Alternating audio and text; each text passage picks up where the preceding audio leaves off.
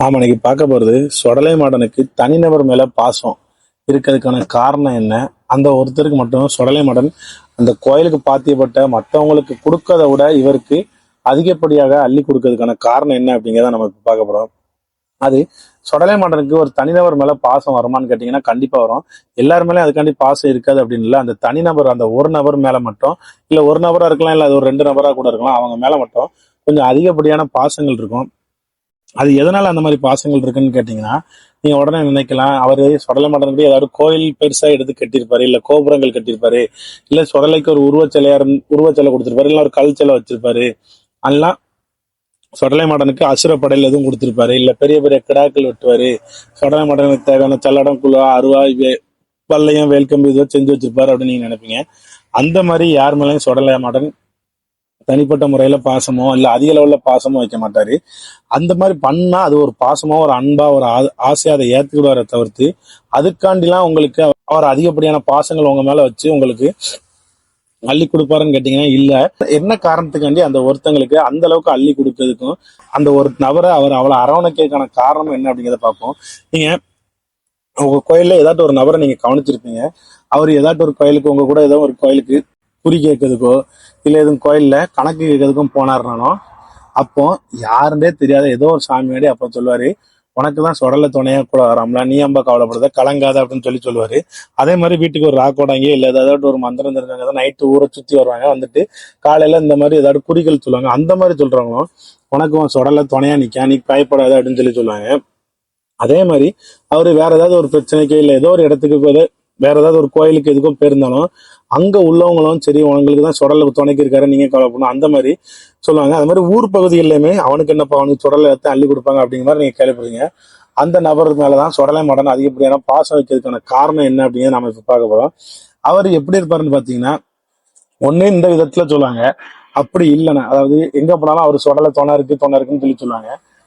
அப்படி இல்லைன்னா அவரு மத்த அந்த கோயில்ல உள்ளவங்களோட ஓரளவுக்கு நல்ல வசதியான நிலைமையில இருப்பாரு. அதாவது கஷ்டமும் ரொம்ப கஷ்டப்பட முடியாது, பெரிய கோடீஸ்வரனா இருக்க முடியாது, ஓரளவுக்கு வசதியான வாழ்க்கையில தான் இருப்பாரு. அது மாதிரி அந்த ஊர்லயே ஒரு பிரச்சனை இல்லாத மனுஷன், அவர் பாட்டு வருவாரு, அவர் வேலையை பார்ப்பாரு, அந்த ஊர்ல அவருக்குன்னு ஒரு மதிப்பு இருக்கும்.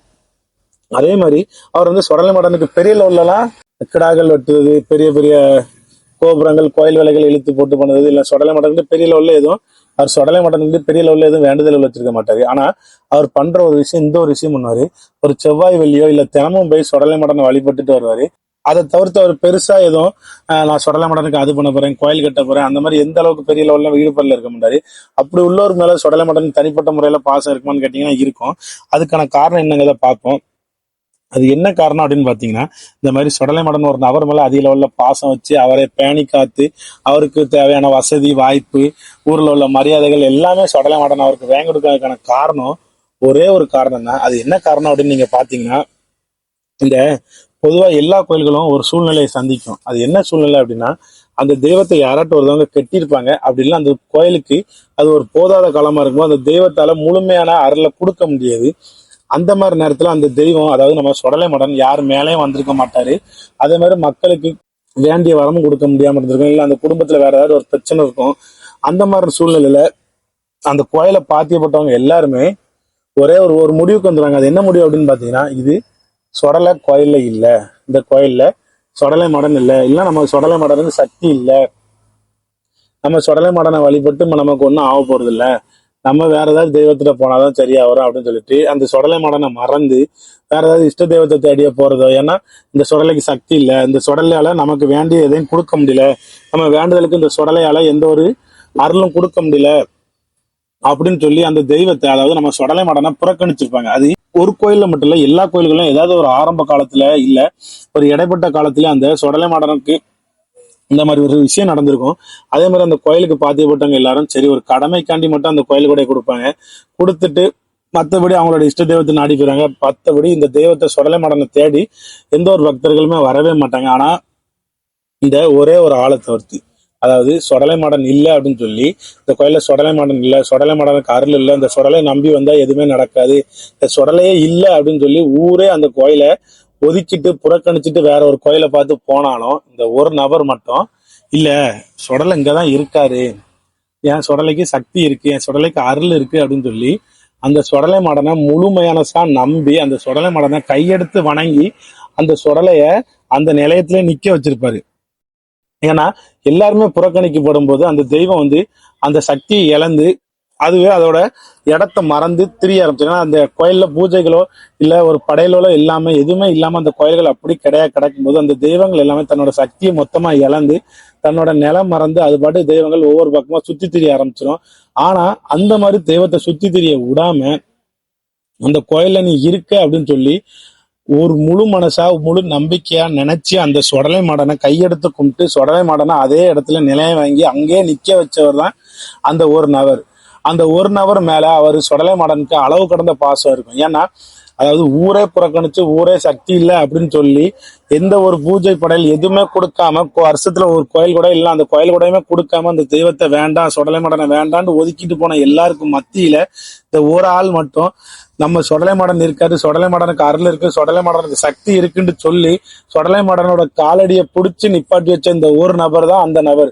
அந்த ஒரு காரணத்துக்காண்டி மட்டும்தான் சுடலை மாடன் தன்னோட கோயில்கள்ல 1000 வரிக்காரர்கள் இருந்தாலும் பல லட்சங்கள் மதிப்புள்ள எவ்வளவு பெரிய காணிக்கைகள் கொடுத்தாலும் சரி அதாவது யாருமே இல்லாத காலத்துல அதாவது சுடலை மாடனை யாரும் நம்பாத காலத்துல சுடலை மாடன் நம்பின ஒருத்தருக்கு மட்டும்தான் பல லட்சம் மதிப்புல சுடலையோட காலுக்கடியில பல படையல்களை வச்சாலுமே ஆனா சுடலை மாடன் முதல்ல மனசு இறங்கி பார்க்குது இந்த ஒரு நபரை மட்டும்தான். காரணம் தெய்வத்தை முழுமையா நம்பும் போது அந்த தெய்வம் அங்க நிற்கும். அந்த மாதிரி தெய்வத்தை முழுமையா நம்பி நின்ன ஒரே ஆள் இந்த மாதிரி ஆள் தான். அதனாலதான் சுடலை மாடனுக்கு மத்த எல்லாரும் மேலேயும் அதாவது தனக்கு பல லட்சம் மதிப்புல என்ன பொருள்கள் கொடுத்தாலும் சரி பெரிய பெரிய அருவா வேல்கம்பு இல்ல பெரிய கிடா வெட்டினாலும் சரி என்ன வெட்டினாலும் சரி அவங்க மேலெல்லாம் இல்லாத பாசம் இந்த தனிநபர் மேல வர்றதுக்கான காரணம் இந்த ஒரு காரணம் தான். இதனாலதான் சுடலை மாடன் அந்த ஒரு நபர் அந்த ஆளுக்கு பாத்தீங்கன்னா நல்ல வசதியா இருப்பாரு, இல்ல ஊர்ல நல்ல மதிப்பான இடத்துல இருப்பாரு, இல்ல ஒரு மதிப்பான பதவியில இருப்பாரு. அப்படியும் இல்லைன்னா அவங்க வீட்டுல யாராட்டும் வருவாங்க கவர்மெண்ட் வேலை அதாவது அரசாங்க வேலை அப்படிங்கிற மாதிரி இருப்பாங்க. அது மாதிரி அந்த குடும்பங்கிறது ஒரு அமைதியான வாழ்க்கையில தான் வாழ்ந்துட்டு இருக்கோம். மற்ற குடும்பம் மாதிரி அவங்க குடும்பம் நடு ரோட்ல சண்டை போடாது, அந்த வீட்டுல உள்ள பசங்களும் நடு ரோட்ல இறங்கி சண்டை போடாது. ஒரு சில தவறுகள் இருக்கதான் செய்யும். அதுக்காண்டி அந்த குடும்பத்துக்குன்னு ஒரு மதிப்பு அந்த ஊர்ல இருக்கிறதுக்கான காரணம் அதாவது சுடலை யாரும் நம்பாத போது சுடலை நிப்பாட்டி வச்ச அந்த ஒரு கை அதாவது கையெடுத்து கும்பிட்டு அதாவது அந்த நபர் அவருக்கு சுடலை மாடனுக்கு போய் எதுவும் படையல் வச்சிருக்க மாட்டாரு, பூஜை வச்சிருக்க மாட்டாரு, எந்த ஒரு செவ்வாய் வெள்ளி அப்படின்னு சொல்லி அந்த கோயிலை கழியிருக்க மாட்டார், ஒரு மாலை சாத்திருக்க மாட்டாரு, ஒரு சுடலைக்கு தேவையான பொருள் எதுவுமே அங்க திரும்ப ஒரு சுருட்டுக்கு இருக்கு எதுவுமே ஒரு பத்தி கூட பொறுத்து கும்பிட்டு இருக்க மாட்டாரு. ஆனா சுடலை முழு மனசா நம்பி சுடலையோட வாசல்ல போய் நின்று கையெடுத்து கும்பிட்டு சுடலை நிப்பாட்டி வச்சிருப்பாரு. அதுதாங்க சுடலை. நீங்க மத்த எந்த தெய்வத்துக்கு எப்படின்னு எனக்கு தெரியல, ஆனா சுடலை மாடனுக்கு நீங்க அவரே ஒரு மயானத்துல பிறந்து மயானத்துல வாழ்ந்து மயானத்துல இருக்க சுட்ட பணங்களை சாப்பிடக்கூடியவர். அவரு பெருசாலாம் எதுவும் ஆசைப்பட மாட்டாரு. கோட்டை கோபுரங்கள் பெரிய பெரிய அருவா பெரிய பெரிய வல்லைய கம்பு அந்த மாதிரிலாம் எதுக்குமே அவர் பெருசா ஆசைப்பட மாட்டாரு. உண்மையான அன்பை மட்டும்தான் அவர் எதிர்பார்ப்பாரு.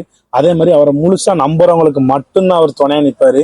அந்த மாதிரி அவரை நம்பினாலும் இந்த ஒரு நபர் அப்படிங்கிறனால ஏன்னா தெய்வத்தோட அருள் முழு அருள்ல இருக்கும்போது எல்லாருமே அந்த தெய்வத்தை வணங்குவாங்க. அப்போ வணங்குறதை விட அந்த தெய்வத்தோட சக்தி இழந்து தெய்வத்தை யாரும் கண்டுக்கிடாம ஒரு பாலடைஞ்ச கோயிலுக்குள்ள உட்கார்ந்து இருக்கும் போது அந்த தெய்வத்தை நம்பி நீ இருக்க நீ மீண்டு வரணும். ஏன்னா எந்த ஒரு தெய்வமா இருந்தாலும் அதுக்குன்னு ஒரு அதுக்குன்னு ஒரு கெட்ட நேரம் வரும்போது அந்த தெய்வத்தை எல்லாம் யாராவது கெட்டி வச்சிருந்தாங்கன்னா அந்த தெய்வத்தை வெளியே எடுத்துட்டு வரணும் அப்படின்னா அந்த தெய்வத்துக்கு பூசைகள் படையல்கள் எல்லாமே கொடுத்தா மட்டும்தான் அந்த தெய்வம் அந்த கட்டுல இருந்து எளிதில் உடைச்சிட்டு வெளியே வரும். ஆனா அந்த கட்டை எளிதில் உடைக்கணும் அப்படின்னா அந்த பூசைகள் எல்லாமே கொடுக்கணும். இந்த மாதிரி பூசைகள் எதுவுமே கொடுக்காம நீங்க இல்லை அந்த தெய்வத்துக்கு சக்தி இல்லை அப்படின்னு சொல்லி அந்த தெய்வத்தை அப்படி கண்டுக்கிடாம அந்த தெய்வத்துக்கு எந்த பூஜையும் படையல்களும் கொடுக்காம வச்சிருந்தீங்கன்னா அந்த தெய்வம் அந்த கட்டுக்குள்ள இருந்து வரணும்னா அதால அவ்வளவு எளிதில் வரவே முடியாது. அந்த தெய்வத்தை வெளியே வர வைக்கணும்னா இந்த மாதிரி நம்பிக்கையான ஒரு ஆள் வேணும். அந்த தெய்வத்தை முழுமையா நம்பி நீ வருவ, நீ எனக்கு அருள் புரிவேன், என் மக்களுக்கு நல்லது பண்ணுவேன், என் குடும்பத்துக்கு நல்லது பண்ணுவேன், என்ன நீ நல்லபடியா பாத்துக்கிட என் காவக்காரனா நீ நிப்ப அப்படின்னு சொல்லி அவர் வணங்கி நின்ன அந்த ஒரு வணக்கம் தான் அந்த சுடலை மாடனை அந்த கட்டுக்குள்ள இருந்து வெளியே கொண்டு வரதுக்கு பெரிய உதவி பண்ணது. கோயில் கொடைக்கு தெய்வம் பெரிய அருள் பெற்ற பிறகு நிறைய பேர் மாலை பெரிய பெரிய மாலைகள் கொண்டாந்து போடலாம், கிரேன் மூலம் கொண்டாந்து போடலாம், பெரிய கிடாக்கள் எல்லாம் வெட்டலாம். அது தேவை கிடையாது.